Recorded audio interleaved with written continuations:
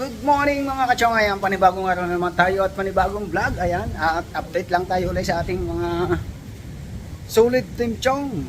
Magandang umaga sa inyong lahat. Magandang tanghali at magandang gabi.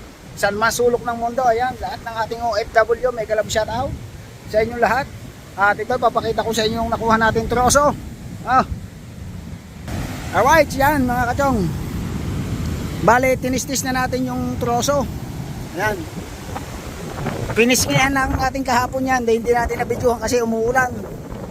At kaya nga gagawin natin siyang tabla. Alright, so baloktot siya. Dahil walang pitik. Tapos kaninang umaga nakakahuli tayo ng isa pa. Ayan mga kachong, no? Ayan, napakahaba niya mga kachong. Makikita nyo. Ayan, magandang gawin niya na gagawin natin mga upuan dito sa resorts. Titisnisin din natin yan. Kailangan lang natin, paring Boss John, pambili ng gasolina at saka langis. Pagkatakaw sa gas ng ating power saw. Ayan, napakalaking tulong na yan. At magagawa natin ng mga upuan dito sa ating kubo. Ito, gagawin din natin yan. Paper tree po ang tawag sa kahoy na yan. Paper tree. Ayan. Napaka siya. Napakamahal ng bulkit ng kahoy na yan, 68. Gawa ng ganyan dati yung aking isinanggap sa akin bangka. Binili natin. Yung mga bangka natin, nandiyan sa taas. Tapos naglagay na rin ako ng bandon, harang, paksol. Kasi pumupunta doon yung tubig dagat pagka malaki yung tubig. Tapos dito naglagay na rin tayo ng mga harang yan. Hindi na muna natin siya lilinisin kasi pagkakalinis natin pumapasok din yung kwan. Sa mga oras na ito ay hindi pa siya kumukuhan, tumataas yung tubig, dandahan pa lang dahil mamaya pang alas 12, time check tayo, alas 10 pa lang, alas 12 pa yung singkat ng tubig, no? Tinignan naman natin sa kalendaryo, medyo maliit ngayon yung taas ng tubig niya. Kaya lang tayong nagkukuhan kasi yung dila, dahil malalaki yung alon, no? Kahapon kasi ang tubig ay 2.0, kaya malaki yung tubig. Ngayon naman ang tubig ay 1.6, kaya malaki yung iniliit. Ayan, abang sa mga kaganapan dito. Ito baka mamaya ulit pag low tide, saka natin putol-putulin yan. Buha tayo ng mga tigda 2 metro, tapos saka natin tataas, tapos dito natin titistisin sa kwan, sa may kubo natin. At andyan pa rin yung kwan, yung maraming basura, halos tapat ni nakakapit. Ayan, grabe, ang dami. Ayan. Tapos kung matatanaw ninyo yung kwan, yung bahay na yun sa may sendero, ayan, tubig na siya. Ayun, pinapangga na siya ng takap, pero napakatibay niya. Lalampas na yung dagat sa kanya. Kasi Kuya Michael, si Banduloy, nangunguha siya ng kawayan, palagay doon sa kanyang kubo. Ayan, may kubo-kubuhan po yan diyan Pipilay-pilay yan, pipilay-pilay, kaso masipag talaga. Napakadami pa ng basura doon. Pero dito sa tapat natin, hindi nagkaano. Ayan. Saka po ang linis dito. Maliit na yung buwan, yung alon. Ayan, dito sa may parking. Kanan natin yan, pupunta sa may sentro ng tourist spot. Ayan, medyo makaunti yung kahoy at saka basura. Tapos yan yung bagong gawan lifeguard house para sa summer. 4 po yung ginawang yan, 4. Alright. Ayan, abang-abang kayo mga kachok. At mamaya uli natin, update po ulit kayo. Ayan mga kachok, tinihanda na natin yung ating yan, power saw. Ayan, yan. Tinihanda na natin para pag tumas yung kahoy na yan, dahil naman pinakita siya, sinasabayan namin yung dating ng alon. Pag hinayangat ng alon papunta nito, sinasabayan namin ang hatak ng buwan, ng tubig. 2 tubig dyan, nakatali namin dyan. Kaya papakita natin. Ayan, Ayan. Grabe, lalaki ng alon mga kachong.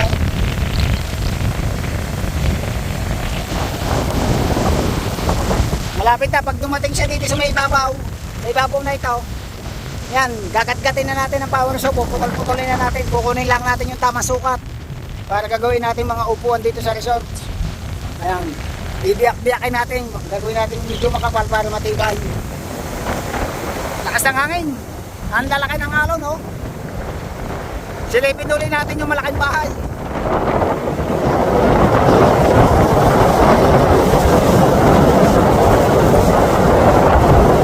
Ayun, no, dagat na talaga sumasalpot ko sa malaking bahay. Oh. Grabe. Hindi ba yun ang magkakagawa?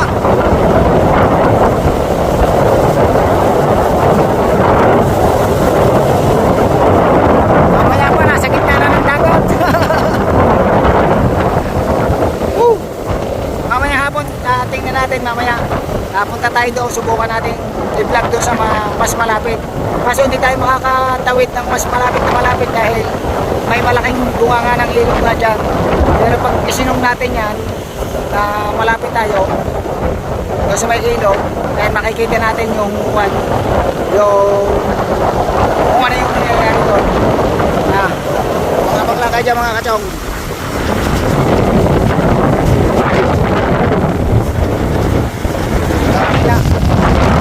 Buwan, ay hindi lang isang buwan, 2 buwan bago tayo makapag-adventure nito mga kachong.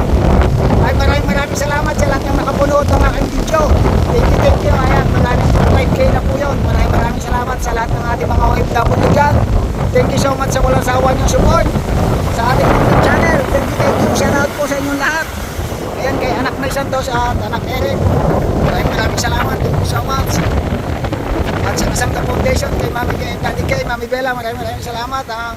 Sa buong team Chongki, maraming salamat kay Kuya Katano, Ate Talapoka, at thank you so much kay anak Anbanson, kay Kuya Gerald, maraming salamat, thank you so much. Kaya siyempre, kay Mami Sheila at kay Mama Japa Redin, maraming salamat, Mami Japa Redin, thank you so much. Tito Ramon, mega love shoutout sa iyo, ayan, lagi ka mag-iingat dyan, thank you so much sa inyo lahat. Sa lahat ng buong team Chongki, maraming salamat. Ayan, Team Seward, kay Idol Jabber, maraming salamat, thank you so much. At nag-isa nga, nagyayaya na si Idol mag-trail, kaso hindi nga ako makasama. Siyempre, kailangan natin bantayan yung resource natin. Kahit baka mamaya biglang lumaki pa yung alon, kahit pa paano makapagsalba tayo ng mga gamit, no? Maiiwas natin itong ating mga bangka, kaya mas malapit na talaga sa tubig.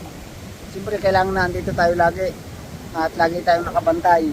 Ako may nagpapasalamat sa ating Panginoon at kahit pa paano ganito lang yung nararanasan natin na hindi tayo dinaanan talaga ng mismong mata ng bagyo. Natural lang po yan yung alon, tuwing ganitong taon, tagabaga, lagi po siyang garan. Ang malaki nga lang po pinagkaiba, lumiit na po yung ating buhangin nandito, gawa nga po yung mga nagdaang buwan. Hindi po ba napapanood naman nyo sa akin lang na may tutumpahan niya ng buhangin. Yun po yung ito, nakabawasan ko bahagya yung ating baybayin dagat. Ayan. Pero hindi pang tugal dito na kayo. Ayan.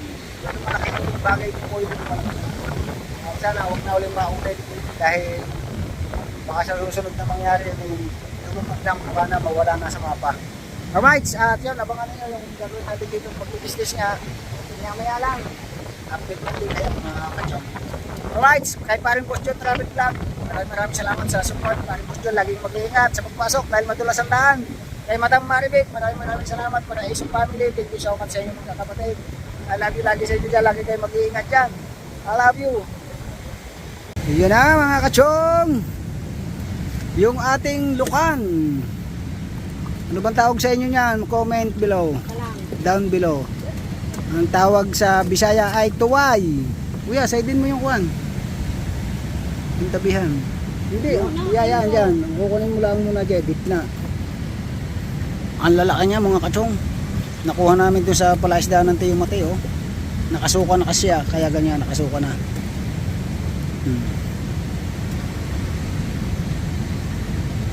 Yan, baka may perlas. Ang laki ng laman, oh. Yan. Pag naganyan natin sa kaya halbos kasi hindi pwede ihalbos ng ganyan karami, sikip sa lalagyan.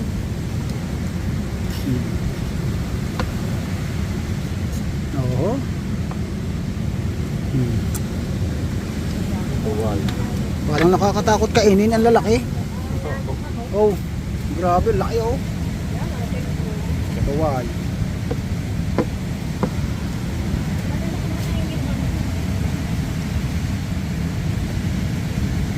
Paborito ni anak Ann Banson at saka ni Kuya Gerald, Papa Lolo, shout out. Ayan, paborito mo, tuway, inihaw.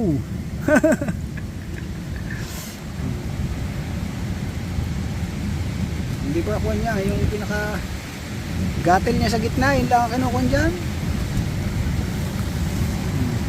Ah, ay hiwalay eh, mga labi. Ang laki ng laman ng isa ngayon ah. Pagkaganyan kalaki ang tuway ng babae. Wala, sa koy ko ha, tatakloban mo ng isang kamay ay awas pa. Yun oh. Kasama nga yun. Laki ng kaya ko. Nakalaki ah. Aw! Ang laki ah. Kaganan kalalaki ang butil. Kasi ako'y magdabag na, hindi mo pa kayang ubusin.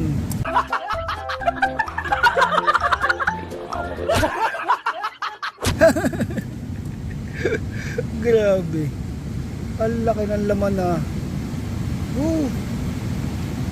Ate namang kuka na niyan, ang luto niyan ay Bukana Express. Hindi ako nakuha yun lang, hindi na yung pinakakuha. Pinakatabi, yung pinakagatil. Alright, balik ulit tayo dito sa binabantayan natin. Nakahoy. Dahil ini-adjust kasi natin yung mga tali, yung tali. Shout out nga pala kay Kuya Mario Cabaden. Ayan, nandiyan sa Canada. Yan ang ating steel. Ibang tawag dito? Steel quality gold. Ayan. Binili natin, mura lang yan. Ang tawag dito ay steel quality chiso. Ayan. Chiso. Maliit lang yan. Tsaka mumurahin lang yan. Hindi kagaya ng mga branded. Ang original lang yan dito, kadena. Tapos itong pinaka guide bar. Pinaka guide bar niya kasi yan. Hindi po pwede yung local. Yan o, Germany. Ayan o. 19 lang yung haba niya, 19. Alright. 58 cm pala.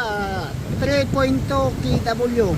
1,300 13,500 pala ang kanyang arming. Alright, balik tayo dito sa ating kahoy. Ayan, malapit ang umangat. Habang ihata siya ng anod, gaya na sabi ko kanina, hinahatak natin yung lubid para hindi siya maibalik sa baba bago mag-low tide. Yun o, yun o. Oh. Yan. Hindi siya basta makakabalik. Oh. Bago mag-low tide dyan, nandiyan niya sa ibabaw. Alright.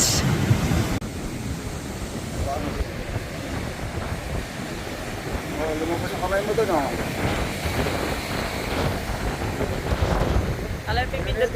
Alam pipindutin ko dito. Pag hindi, ipoposa rin. Pagka na. Naka-play na yan.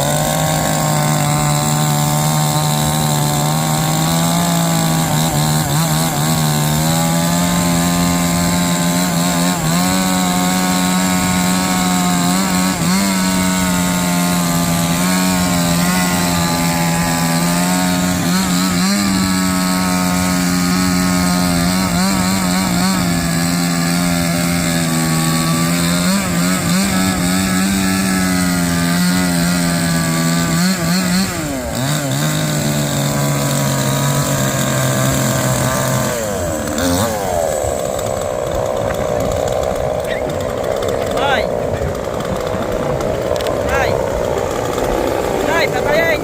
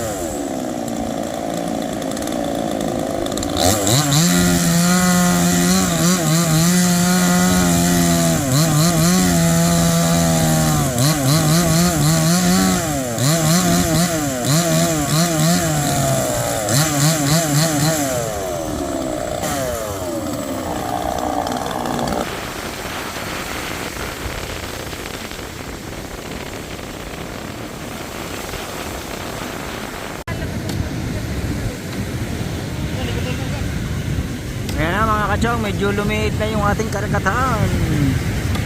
At ito pa rin ang basura nakatambak. Oh. Ayan.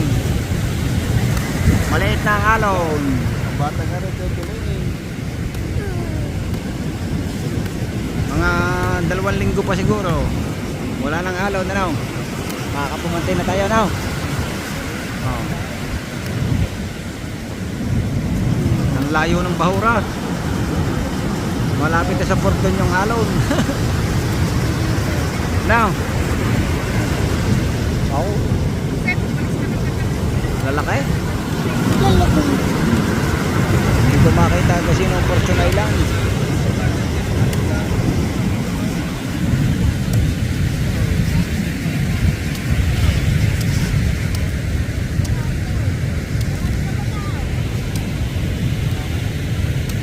It's Chong Louis time.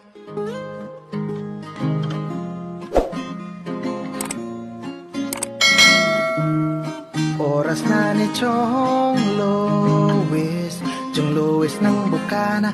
Tayo'y magsama-sama, mag-adventure with Chong Louis. Sa karagatan, kay gandang pagmasdahan, mag-fishing, mag-adventure tayo, mamangka with Idol Chong. Kasamang Idol Jumper at Kasword family. Doon sa Fortune Island, mamasyal with family. Magagandang tanawin, it's so beautiful to see. Oras na ni Chong Louis, Chong Louis ng Bukana.